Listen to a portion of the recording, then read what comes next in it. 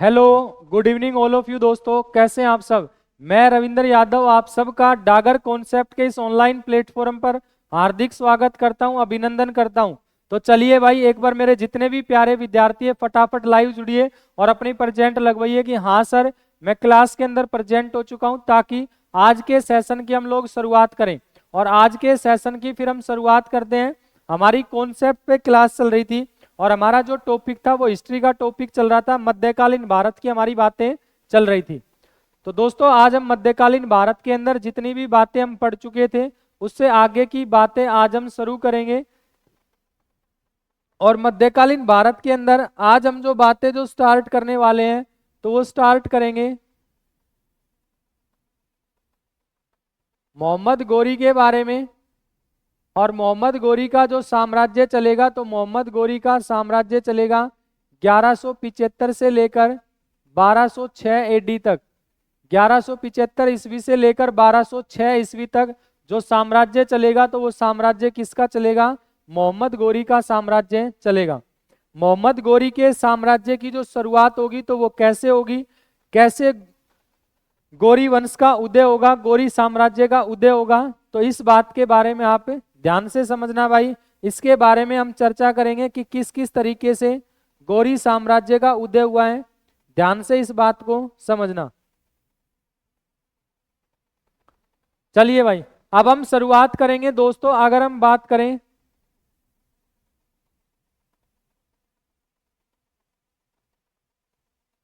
गौरी साम्राज्य का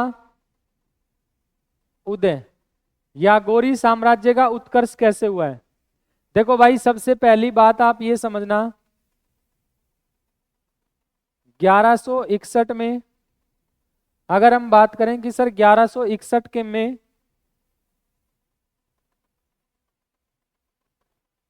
जो गौरी साम्राज्य जो हुआ करता था, तो अब आप इस बात को ध्यान से समझेंगे कि 1161 के अंदर एक जगह हुआ करती थी, यानी कि अगर हम बात करें तो 1161 के अंदर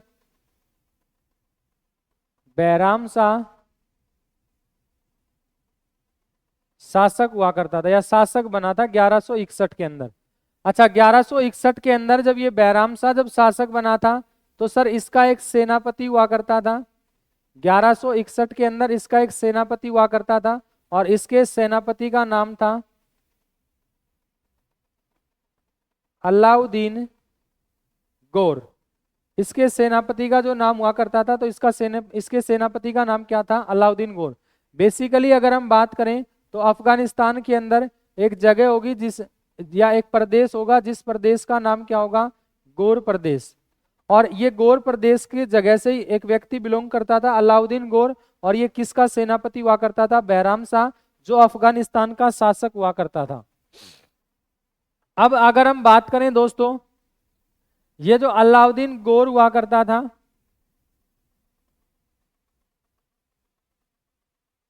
अलाउद्दीन गौर एक प्रबल शासक था। अलाउद्दीन गौर एक प्रबल शासक था, यानी कि अच्छा मजबूत शासक हुआ करता था। और इसी के बढ़ते वर्चस्व को देखकर बैराम शाह जो हुआ करता था, बैराम शाह ने क्या किया?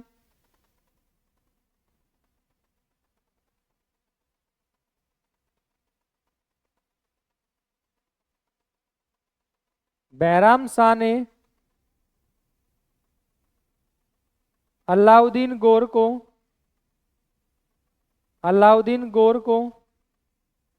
अपने दरबार से निकाल दिया। अलाउद्दीन जो गौर हुआ करता था तो इसको अपने दरबार से क्या कर दिया? निकाल दिया। अब बेटा ध्यान से समझना इस बात को कि सर जब अलाउद्दीन गौर को अपने दरबार से जब निकाला तो ये जो अलाउद्दीन गौर हुआ करता था ये क्या करेगा? ये वापिस चला गया किस जगह पर? गौर प्रदेश के अंदर। और वहीं अगर हम बात करें कि ये जो बैराम शाह हुआ करता था सर, इस बैराम शाह ने अलाउद्दीन गौर के छोटे भाई को, अलाउद्दीन गौर के छोटे भाई को, इसके छोटे भाई को क्या दे दिया? जहर। और जहर देकर और इसकी एक तरीके से क्या कर दी? हत्या। तो अब घटना जो घटेगी वो घटना ये घटेगी कि सर आगे चलकर घटना ये घटेगी, जो अलाउद्दीन गौर हुआ करता था, अलाउद्दीन गौर ने अपने भाई की हत्या का बदला लेने के लिए और इस बैराम शाह की क्या कर दी, हत्या। और बैराम शाह की जब हत्या की तो ध्यान से समझेंगे, बैराम शाह की हत्या करने के पश्चात, बैराम शाह की हत्या के पश्चात, बैराम शाह की हत्या के पश्चात गौर का तो ये पहले ही शासक हुआ करता था, गौर के साथ साथ यानी कि अफगान जो जगह हुआ करती थी तो इस अफगान जगह का भी ये क्या बन गया, शासक। और उसके बाद अगली जो घटना घटेगी तो अब इस बात को ध्यान से समझना, 1173 के 1173 के अंदर जो अलाउद्दीन गौर हुआ करता था, 1173 में अलाउद्दीन गौर, तो इस अलाउद्दीन गौर की हो गई मृत्यु। और अलाउद्दीन गौर की जब मृत्यु हुई तो इस अलाउद्दीन गौर का एक बेटा हुआ करता था, अलाउद्दीन गौर का एक बेटा हुआ करता था जिसका नाम था सैफुद्दीन। अलाउद्दीन गौर का एक बेटा हुआ करता था जिस बेटे का नाम क्या था, सैफुद्दीन। और वहीं अगर हम बात करें कि सर इसके दो भतीजे हुआ करते थे, इसके दो भतीजे हुआ करते, अलाउद्दीन गौर की अगर हम बात करें तो अलाउद्दीन गौर के दो भतीजे हुआ करते थे जिसके अंदर एक व्यक्ति का नाम था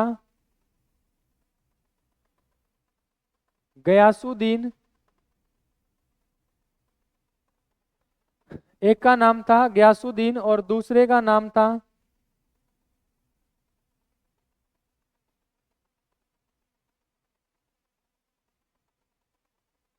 एक का नाम था बेटा गयासुद्दीन और दूसरे का नाम था शमसुद्दीन। आप ध्यान से समझेंगे, अलाउद्दीन गौर की जब मृत्यु हुई तो इसका जो भतीजा हुआ करता था शमसुद्दीन, इसने क्या किया, इसने अलाउद्दीन गौर के बेटे की कर दी हत्या। और अलाउद्दीन गौर के बेटे की हत्या करने के पश्चात इस जगह का, अफगान जगह का अगला जो शासक बनेगा 1173 के अंदर अगला जो शासक बना तो उस व्यक्ति का नाम होगा शमसुद्दीन। और यही शमसुद्दीन आगे चलकर यही बनेगा क्या, मोहम्मद गोरी। यही आगे चलकर क्या बनेगा, मोहम्मद गोरी। अब बेटा 1173 के अंदर अफगान की गद्दी पर जो व्यक्ति बैठा वो उस व्यक्ति का नाम था मोहम्मद गोरी। अच्छा, इसके बाद अगर हम बात करें तो अब आप इस बात को ध्यान से समझना, अफगान जो क्षेत्र हुआ करता था उसमें एक तरीके से आर्थिक तंगी आ चुकी थी। और आर्थिक तंगी जब आई तो मोहम्मद गोरी को पैसे की जरूरत थी। तो अगर हम बात करें मोहम्मद गोरी के कुछ सहायक हुआ करते थे या मोहम्मद गोरी के कुछ सलाहकार हुआ करते थे। और सहायक की अगर हम बात करें कि इसके सहायक कौन कौन हुआ करते थे तो इस बात को समझना, मोहम्मद गोरी के जो सहायक हुआ करते थे उसके अंदर एक व्यक्ति का नाम था कुतुबुद्दीन बख्तियार काकी के नाम से। और दूसरा जो व्यक्ति हुआ करता था उस व्यक्ति का नाम था मोइनुद्दीन, मोइनुद्दीन चिश्ती के नाम से। इसी के दो सहायक हुआ करते थे जिसमें एक व्यक्ति का नाम था कुतुबुद्दीन बख्तियार काकी और दूसरे व्यक्ति का नाम क्या था, मोइनुद्दीन चिश्ती। ये जो सहायक हुआ करते थे इनके द्वारा ही मोहम्मद गोरी को ये सलाह दी गई कि अगर आपको आर्थिक तंगी से उबरना है, अगर आपको पैसे की जरूरत है तो आपको आक्रमण करना पड़ेगा किस स्थान पर। इन्होंने बताया कि आपको आक्रमण करना पड़ेगा किस स्थान पर, भारत पर। इन्होंने ही मोहम्मद गोरी को सलाह दी थी कि आप ऐसा करो, आप आक्रमण करो किस जगह पर जाकर, भारत के अंदर जाकर आप क्या करो, आक्रमण करो। अच्छा, उसके बाद अब जब मोहम्मद गोरी भारत के अंदर आक्रमण करने की जब शुरुआत करेगा तो मोहम्मद गोरी का भारत में कब आक्रमण होगा तो ध्यान से समझना भाई। अब हम चर्चा करेंगे मोहम्मद गोरी का भारत में आक्रमण। मोहम्मद गोरी का भारत में, मोहम्मद गोरी का भारत में आक्रमण। अच्छा, मोहम्मद गोरी के भारत में आक्रमण की अगर हम बात करें तो सर मोहम्मद गोरी का भारत में सबसे पहला जो आक्रमण होगा ये होगा 1175 एडी या 1175 ईस्वी के अंदर।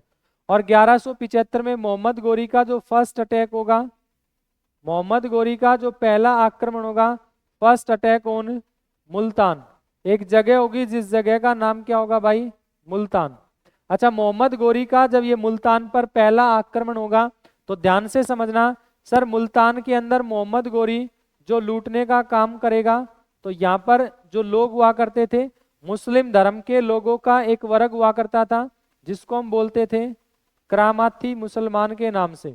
इन्हीं को हम बोलते थे किस नाम से, करामाती मुसलमान के नाम से। 1175 एडी में फर्स्ट अटैक ऑन मुल्तान या मुल्तान पर पहला आक्रमण, और ये किसके द्वारा किया गया था, तो मोहम्मद गोरी के द्वारा किया जाएगा। किसके ऊपर किया जाएगा, करामाती मुसलमानों के ऊपर किया जाएगा। और ये जो करामाती मुसलमान जो हुआ करते थे, इन्हीं को क्या किया गया, लूटा गया, इन्हीं के साथ लूटपाट की गई। उसके बाद अब मोहम्मद गोरी का भारत में जो अगला आक्रमण होगा, तो ध्यान से समझना, मोहम्मद गोरी का भारत में अगला आक्रमण होगा 1178 एडी में। और मोहम्मद गोरी का 1178 एडी के अंदर जो सेकंड अटैक होगा, जो दूसरा आक्रमण होगा, यानी कि दूसरा आक्रमण,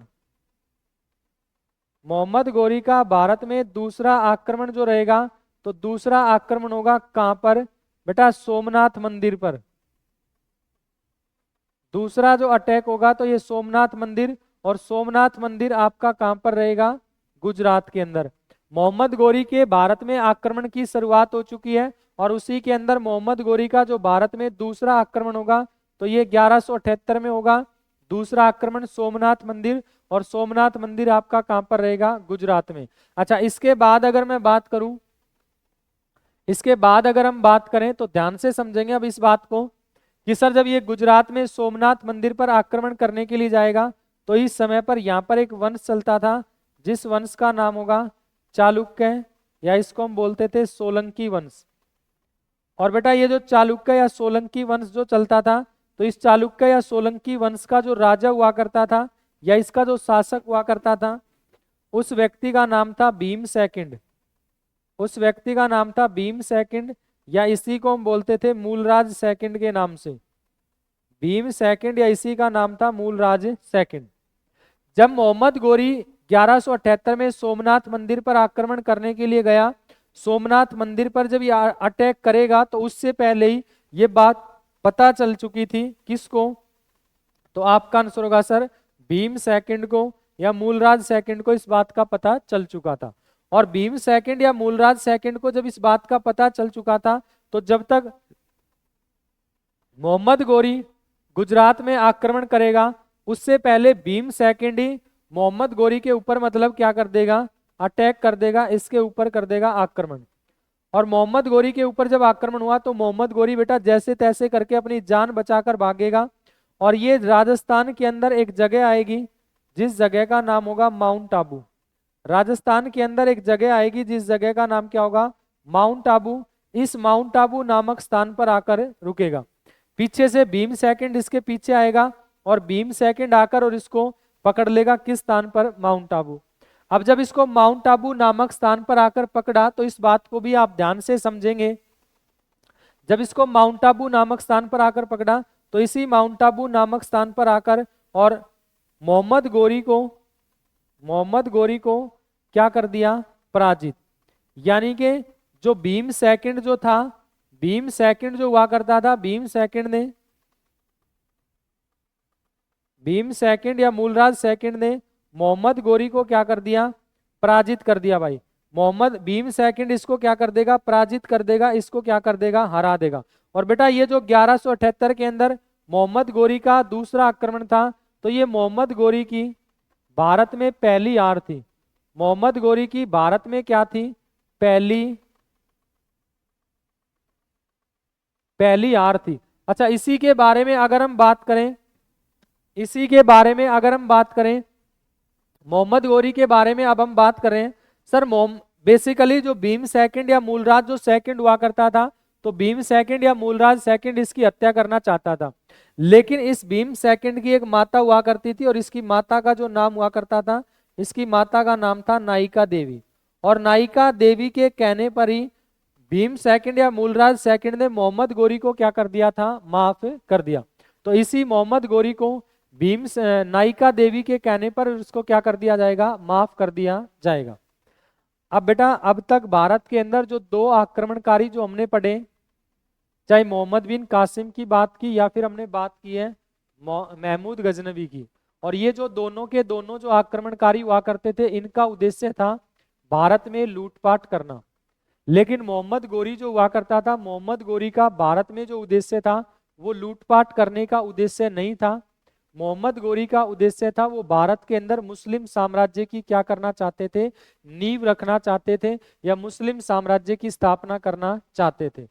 और जब ये मुस्लिम साम्राज्य की स्थापना करना चाहेंगे तो आगे चलकर जो घटना घटेगी, तो घटना क्या घटेगी, देखो भाई आगे जो घटना घटेगी तो ध्यान से समझना। 1179 1179 एडी के दौरान, 1179 ईस्वी के दौरान मोहम्मद गोरी अधिकार कर लेगा सर दो जगह पर। और वो जो दो जगह हुआ करती थी वो कौन कौन सी हुआ करती थी, तो एक जगह आपकी हुआ करती थी सिंध, और दूसरी जो जगह हुआ करती थी वो आपकी जगह कौन सी हुआ करती थी, कश्मीर। तो मोहम्मद गोरी ने बेसिकली दो जगह पर अधिकार कर लिया, जिसमें से एक जगह आपकी हुआ करती थी सिंध, और दूसरी जो जगह आपकी हुआ करती थी वो जगह आपकी कौन सी हुआ करती थी, कश्मीर। इन दोनों जगह पर इसके द्वारा क्या कर लिया गया, अधिकार। और मोहम्मद गोरी ने यह देखा कि भाई अब जो है वो आपकी, मोहम्मद गोरी ने यह देखा कि अब आपकी जो है वो दक्षिण क्षेत्र के अंदर तो अब आपकी पार पड़ने वाली नहीं है, तो इसलिए मोहम्मद गोरी ने इन दो प्रांतों पर अधिकार कर लिया। लेकिन इसी के साथ अब भारत के अंदर क्या होगा क्या नहीं होगा, कैसे मोहम्मद गोरी भारत में मुस्लिम साम्राज्य की नींव रखेगा, तो भारत में चलेगा त्रिपक्षीय मुकाबला। और भारत के अंदर ये जो त्रिपक्षीय मुकाबला चलेगा, तो पहले आप इसको समझना, त्रिपक्षीय मुकाबला था क्या, इस चीज को आप समझेंगे। त्रिपक्षीय मुकाबला, भारत में ये जो त्रिपक्षीय मुकाबला था ये क्या था, देखो भाई अगर हम बात करें तो ध्यान से समझना। भारत में अगर एक जगह जो हुआ करती थी, तो सर एक जगह का नाम हुआ करता था अजमेर। दूसरी जो जगह हुआ करती थी, तो ये दूसरी जगह आपकी जो हुआ करती थी दिल्ली। और तीसरी जो जगह हुआ करती थी, तो ये जगह आपकी कौन सी हुआ करती थी, कन्नौज। अजमेर, दिल्ली और कन्नौज। अच्छा अब अगर हम बात करें सर, अजमेर के अंदर जो वंश चलता था उस वंश का नाम था चौहान वंश। अजमेर के अंदर जो वंश चलेगा तो उस वंश का नाम था चौहान वंश। दिल्ली की अगर हम बात करें तो दिल्ली में बेटा एक वंश चलता था जिस वंश का नाम था तोमर वंश। और कन्नौज की अगर हम बात करें तो कन्नौज में सर एक वंश चलता था जिस वंश का नाम था गढ़वाल वंश। वहीं अब अगर हम बात करें इसके बारे में चौहान वंश का इस समय पर जो शासक हुआ करता था उस व्यक्ति का नाम था सोमेश्वर चौहान। और तोमर वंश का जो शासक हुआ करता था उस व्यक्ति का नाम था अनंगपाल तोमर। वहीं अगर हम बात करें कि सर गढ़वाल वंश का जो शासक हुआ करता था तो उस व्यक्ति का नाम क्या था, जयचंद। अच्छा अब ध्यान से समझना कि भाई उस समय पर एक बात कही जाती थी कि जिस व्यक्ति की दिल्ली होगी तो इसका मतलब भारत भी किसका होगा, उसी व्यक्ति का होगा। यानी कि जिसका दिल्ली के ऊपर अधिकार रहेगा, जिसका दिल्ली के ऊपर अधिकार रहेगा तो उसका पूरे भारत के ऊपर क्या रहेगा, अधिकार रहेगा।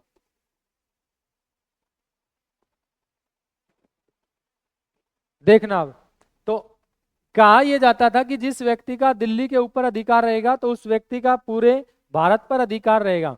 अच्छा अब सर ये जो अनंगपाल तोमर जो हुआ करता था, बेसिकली इस अनंगपाल तोमर की एक बेटी हुआ करती थी। और अनंगपाल तोमर की जो बेटी हुआ करती थी तो उस बेटी का नाम था कर्पूरी देवी के नाम से।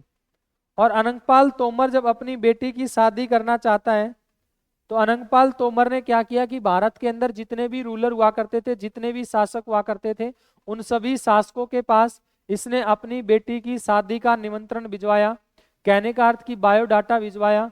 अब जिसके साथ इसको लगेगा जिसके साथ अनंगपाल तोमर को लगेगा, यानी कि सभी राजाओं का जब बायोडाटा जब मंगवाया गया तो जिसका इसको ठीक लगेगा उसके साथ ये अपनी बेटी की क्या करेगा, शादी करेगा।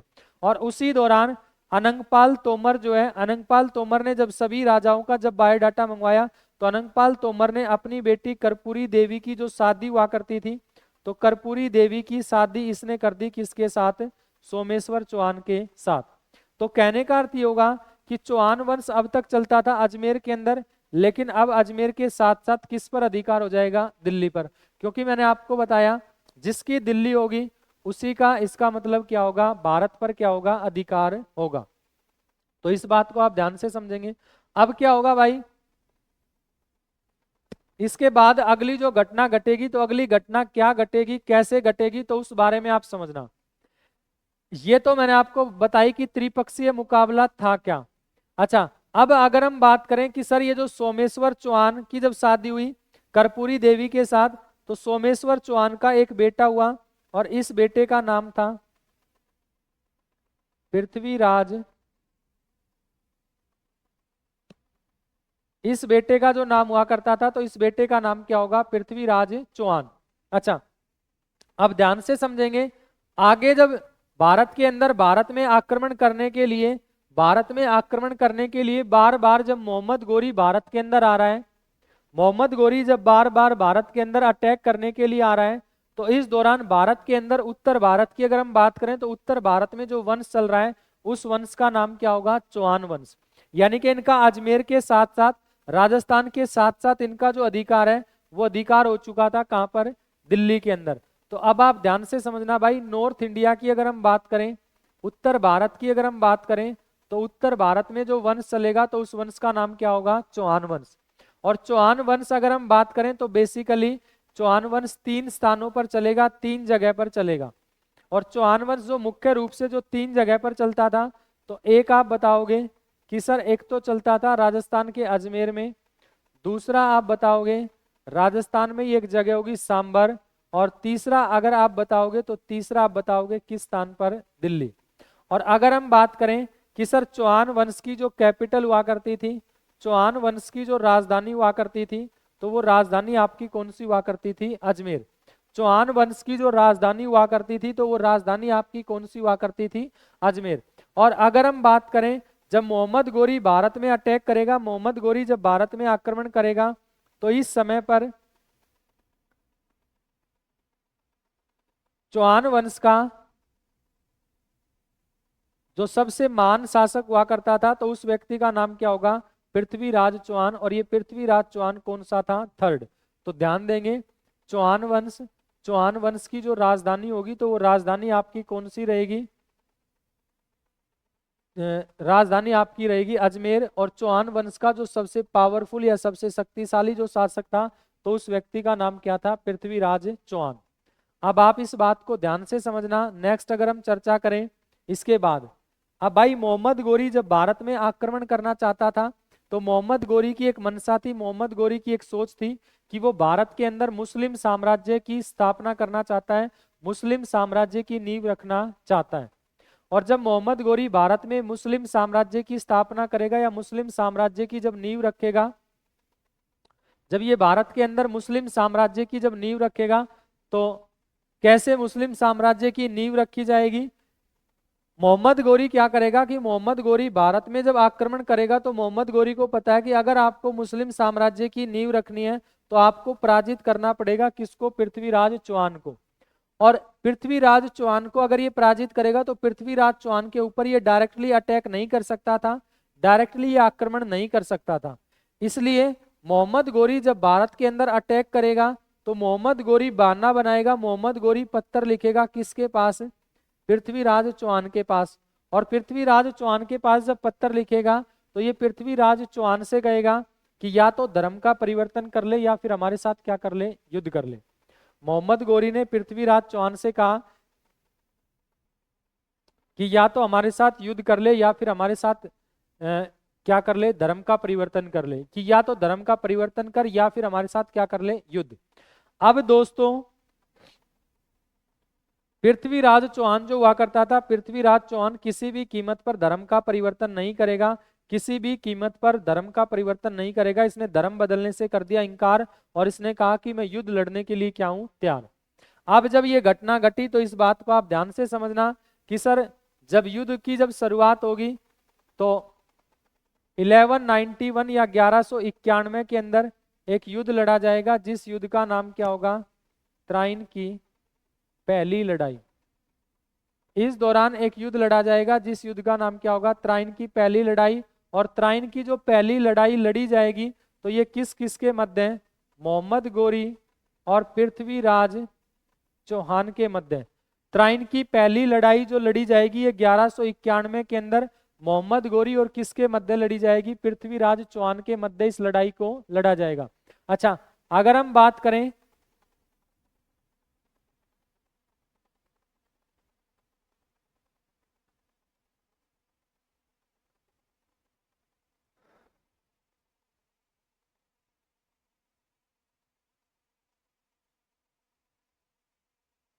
चलो भाई, जब त्राइन की पहली लड़ाई लड़ी गई तो इसी दौरान मोहम्मद गोरी और पृथ्वीराज चौहान के मध्य जब ये युद्ध लड़ा गया तो पृथ्वीराज चौहान ने मोहम्मद गोरी को क्या कर दिया? पराजित कर दिया, मोहम्मद गोरी को हरा दिया। और मोहम्मद गोरी को हराने के पश्चात अब ये पृथ्वीराज चौहान वापिस कहां पर आएगा? राजस्थान के अजमेर में। लेकिन अभी कुछ समय पहले मैंने आपको एक घटना पढ़ाई थी। हाँ, यहां पर आप देखना, यहां पर मैं आपको एक बात और बता रहा हूं। यहां पर क्या होगा सर? ये जो पृथ्वीराज चौहान हुआ करता था, इस पृथ्वीराज चौहान के दरबार के अंदर एक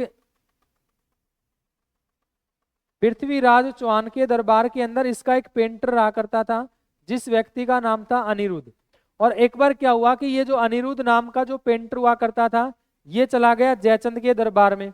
और जयचंद के दरबार में जब ये गया तो जयचंद की एक लड़की हुआ करती थी, जिस लड़की का नाम था स्वयंगीता।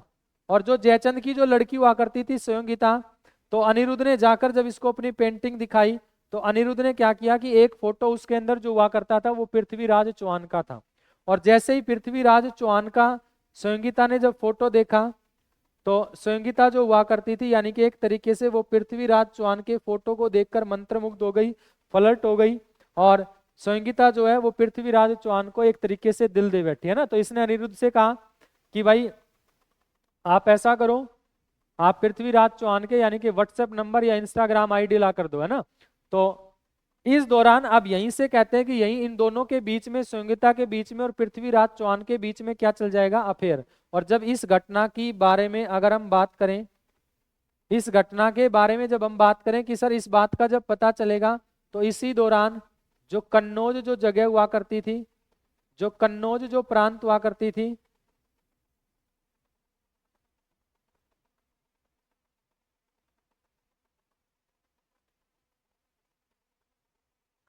कन्नौज के अंदर, यूपी के कन्नौज के अंदर जो जयचंद हुआ करता था, जयचंद ने एक स्वयंवर का आयोजन करवाया। और इस स्वयंवर के अंदर भारत के अंदर जितने भी रूलर हुआ करते थे, जितने भी शासक हुआ करते थे, उन सबको इसने इनवाइट किया। और सिर्फ एक व्यक्ति को छोड़ दिया और उस व्यक्ति का नाम क्या था? मोहम्मद गोरी। सॉरी, इसने सिर्फ और सिर्फ एक व्यक्ति को छोड़ दिया, जिस व्यक्ति का नाम क्या था? पृथ्वीराज चौहान। और पृथ्वीराज चौहान को जब छोड़ दिया, जैसे ही पृथ्वीराज चौहान को इस बात का पता चला तो पृथ्वीराज चौहान जो है वो यूपी के कन्नौज के अंदर जाएंगे। और यूपी के कन्नौज के अंदर जाकर बड़े स्वयंवर से ये जो स्वयंगीता हुआ करती थी तो स्वयंगीता को उठाकर लेकर आएंगे, स्वयंगीता को वहीं से उठाकर लेकर आ जाएंगे राजस्थान के अंदर। कहने का अर्थ ये होगा कि जो पृथ्वीराज चौहान जो हुआ करता था, पृथ्वीराज चौहान ने विवाह कर लिया किसके साथ? विवाह कर लिया भाई किसके साथ? स्वयंगीता के साथ, जो जयचंद की लड़की हुआ करती थी। अब तक बेसिकली पृथ्वीराज चौहान के एक दुश्मन था, जिस व्यक्ति का नाम था मोहम्मद गोरी।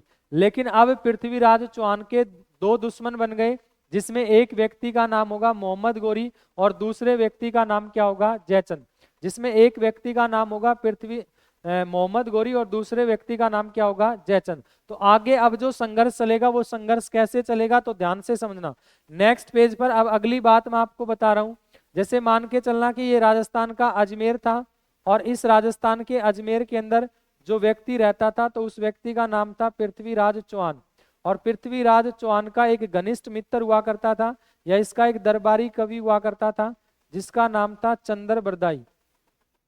अच्छा, मोहम्मद गोरी को बार बार भारत के अंदर आदत पड़ी हुई थी, मोहम्मद गोरी भी वापिस भारत के अंदर आ चुका है, और मोहम्मद गोरी अब की बार जब आया तो ये रुकेगा एक स्थान पर, और वो स्थान आपका कौन सा होगा? लाहौर। मोहम्मद गोरी भी एक स्थान पर रुका हुआ है, जिस स्थान का नाम क्या होगा? लाहौर।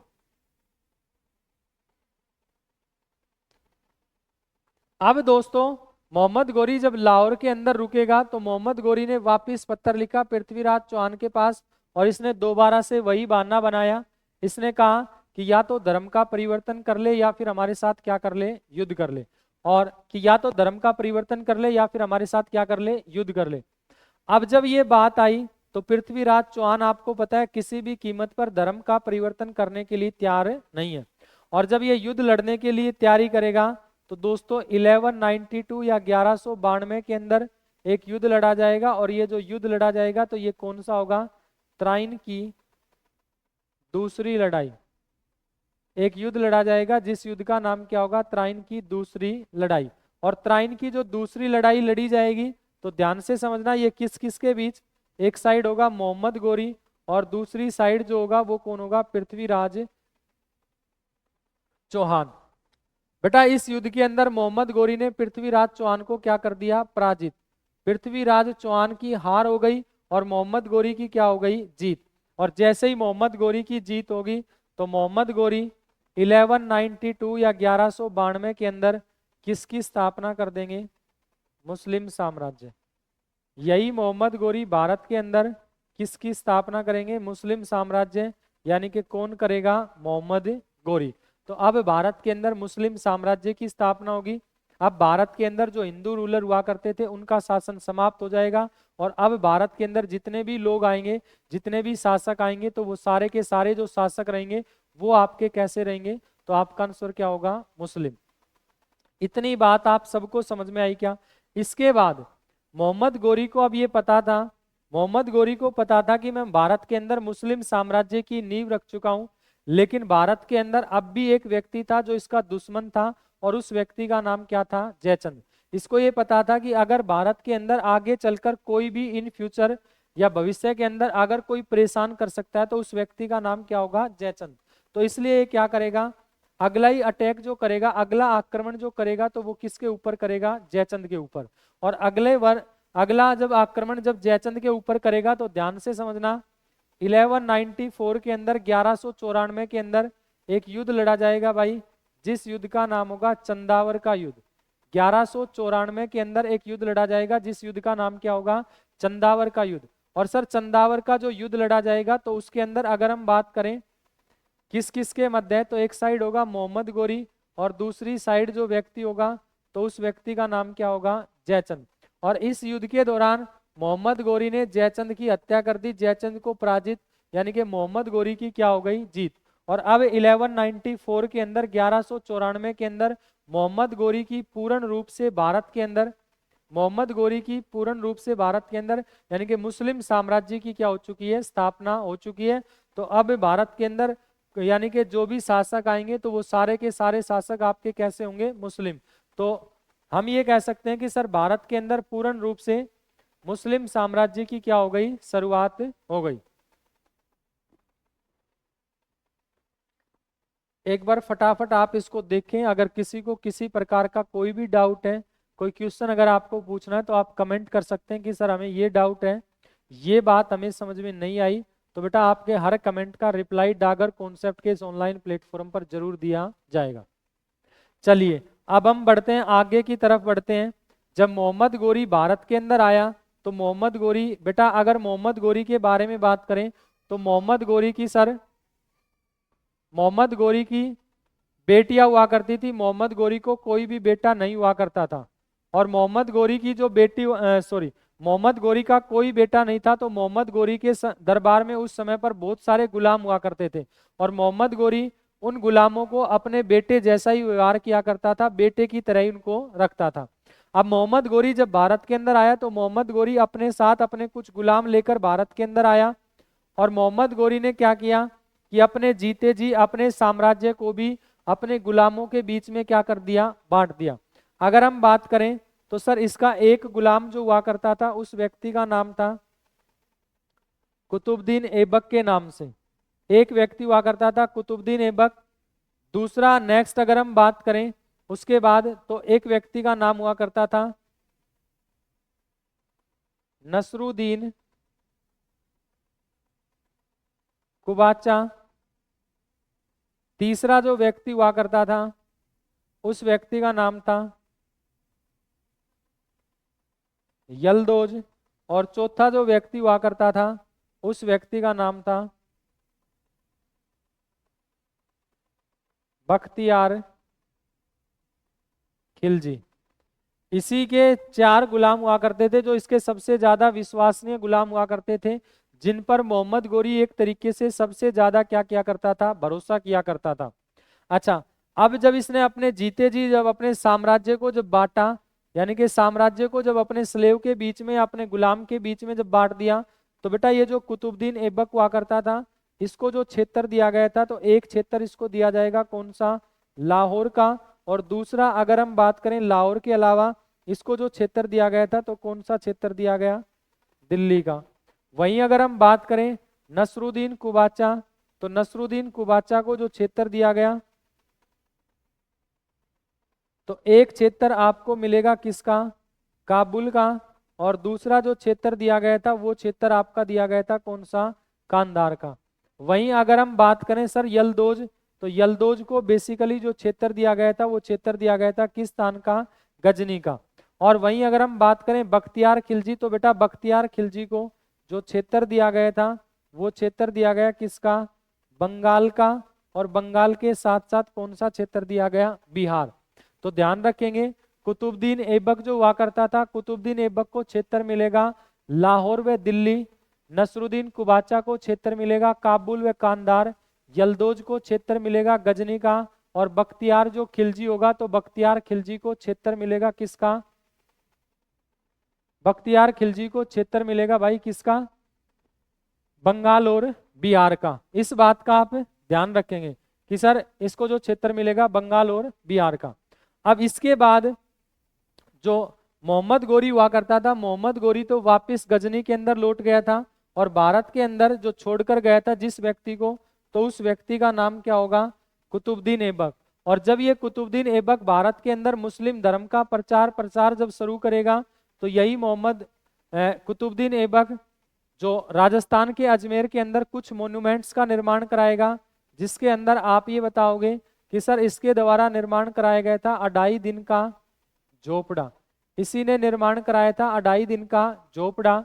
वहीं अगर हम बात करें तो सर इसने दिल्ली के अंदर एक मस्जिद बनवाई थी, जिस मस्जिद का नाम था कुवत उल इस्लाम, कुवत उल इस्लाम मस्जिद। ये जो कुवत उल इस्लाम मस्जिद का जो निर्माण कराया था, तो ये कहां पर कराएगा, दिल्ली। 2.5 दिन का जो झोपड़ा होगा, तो ये आपका कहां पर बनवाया था, राजस्थान के अजमेर में। और नेक्स्ट इसके बाद अगर हम बात करें अगले पॉइंट पर अगर हम चर्चा करें, तो बेटा 1199 के अंदर यही कुतुबुद्दीन ऐबक निर्माण कार्य शुरू कराएगा किसका,